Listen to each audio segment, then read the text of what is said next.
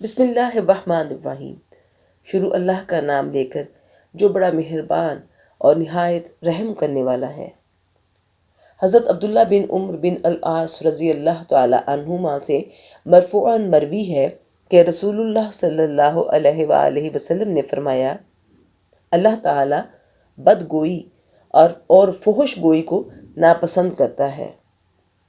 اس ذات کی قسم جس کے ہاتھ میں میری جان ہے، قیامت اس وقت تک قائم نہیں ہوگی جب تک امین کو خائن نہ سمجھا جائے اور خائن کو امین نہ سمجھا جانے لگے، اور فحش گوئی، بد گوئی، قطع رحمی اور برے پڑوسیوں کی اکثریت نہ ہو جائے۔ مومن کی مثال سونے کے ٹکڑے کی طرح ہے کہ اس کے مالک نے اس میں پھونک ماری، نہ تو یہ تبدیل ہو اور نہ کم ہو۔ اس ذات کی قسم جس کے ہاتھ میں محمد صلی اللہ علیہ وآلہ وسلم کی جان ہے، مومن کی مثال کھجور کے درخت کی طرح ہے جو صاف خوراک حاصل کرتا ہے اور پاکیزہ پھل دیتا ہے۔ اگر زمین پر گر بھی جائے تو خراب نہیں ہوتا، نہ ہی ٹوٹتا ہے۔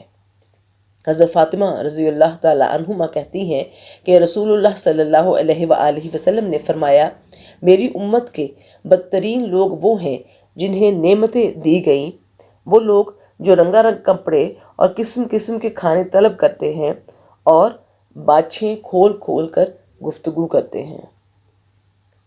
رسول اللہ صلی اللہ علیہ وآلہ وسلم کے حکم کے مطابق اللہ تعالی ہمیں ایسے لوگوں سے دور فرمائے اور ہمیں نیک لوگوں میں شامل کرے اور احادیث پر عمل کرنے کی توفیق عطا فرمائے۔